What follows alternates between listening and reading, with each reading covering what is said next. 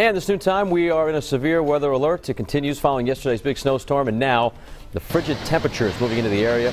Dramatic images continue to captivate us. Waves crashing over the seawall. This was in Scituate, Massachusetts yesterday on the South Shore. Flooded local roads, made them impassable. National Guard troops deployed, and even after residents who live along the seawall were asked to evacuate their homes. Drama is over in Rhode Island with power outages negligible. No reports of major damage from the wind as plows make their way across the state.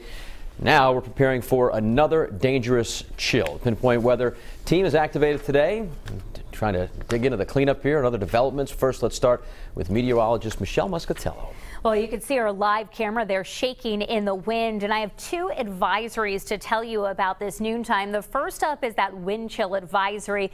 Due to those dangerous cold air that's coming in, we'll have wind chills as low as 15 to 25 below zero starting this evening and going through 10 a.m. on Sunday morning. In addition to that, we also have a wind advisory that's in effect until 10 o'clock today. We're still seeing west winds sustaining between 15 and 30 miles per hour. And as you can see with our camera shaking, we're getting stronger gusts than that, the potential for gusts up to 50 miles per hour. It's not enough to cause widespread power outages or even scattered outages, but there may be a few isolated outages this afternoon. We're still gusting regularly over 35 miles per hour, and that's leading to these bitter cold winds. It feels like 5 below Providence and Newport, 3 below in Westerly, and those wind chills will continue to drop this evening. We'll be again more than 15 below zero at times during the later evening and nighttime hours tonight. And when you wake up on Saturday morning, here's what we expect those wind chills to look like. It stays bitter cold through at least Sunday morning. In fact, we'll talk about some of the record cold temperatures that we could see. All right, thanks, Michelle. Pinpoint weather team coverage continues now as the roads are getting clear. Let's get the latest from Eyewitness News reporter Rosie Woods. She's live in Providence. Well, the city of Providence is very proud to be able to say that as of now, everyone in the city has power. And in total, throughout the entire storm, only 135 people were reported to lose power.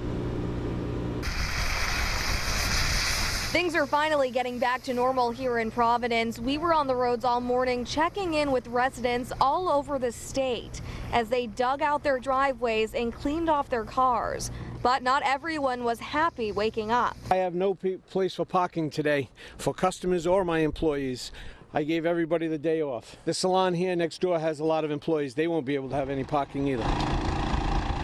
One Providence business owner was up at 5:30 this morning, using a snowblower to clear the front of his building and the surrounding roadway, which he says he pays the city $20,000 to do for him. Very rarely do they ever plow good. This corner here is like this on every storm. They send a pickup truck to do this corner that got stuck more than it plowed.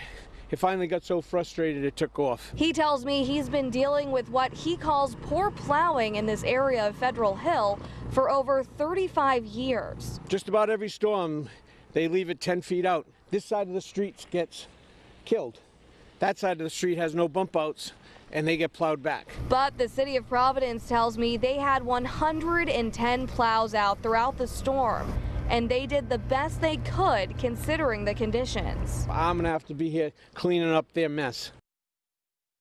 Now, the city says if you feel as though your street was not plowed well enough, or if you have any other complaints, you can call them. You just call 311. Live in Providence, Rosie Woods, Eyewitness News.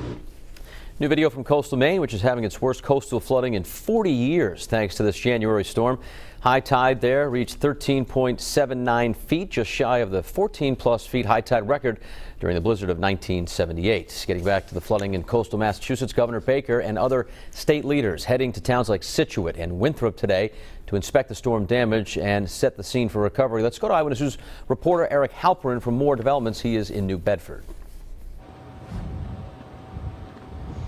Hey Patrick, hate to correct you, we are actually in Taunton this afternoon. We just spoke with the mayor here in Taunton and knew this noontime. He tells us that the parking ban is being extended. Originally it was supposed to expire at noon today. Now it is being extended until noon tomorrow. Taunton is one of the communities that saw the most snow out of this storm, and just like every other community in our area today, the cleanup continues. The Parks and Rec Department is still out this afternoon cleaning up the downtown area. If the snow and the bitter cold wasn't hard enough, some of their equipment has been periodically breaking, but they say that really hasn't slowed them down too much. Something we've noticed driving around this morning, even though it's so cold, a lot of the roads are wet, sitting in the sun, not frozen. In that video, you can also see the snow piles around here, and the mayor says that's part of the reason he's extending the parking ban. As you look around, you know, we have lots of snow mounds downtown and windrows that we have to get out of here, and there's no way to really do that. There's no place to park anyway, so we're going to extend it till tomorrow. And something else that the mayor wants his residents to know, there is a shelter open at Parker Middle School here in town, and because of these extremely cold temperatures, that's going to be open 24/7 until Sunday at 10. Live in Taunton this afternoon, I'm Eric Halpern, Eyewitness News. Closings and delays persist for schools and organizations. Fall River Mayor Jason Correa's office announced they shut down Government Center for today due to weather and driving conditions. You can track your activities at the Pinpoint Closing Network on our website, WPRI.com. More details now as life returning to normal after the storm, while crews have been plowing the tarmac. TF Green Airport getting passengers back on schedule. Arrivals and departures before 9 a.m. were canceled or delayed, but all flights after about 9:30 were scheduled on time. My second flight got canceled last night, so I had to sleep at BWI over the night. Thankfully, work was canceled for today because of the snow, so didn't impede any plans, thank goodness. But they would have understood if I got delayed and everything like that. Also on the ground, crews cleared tracks and commuter rail was back on regular schedules. RIPTA also back to regular service except for detouring 4 routes.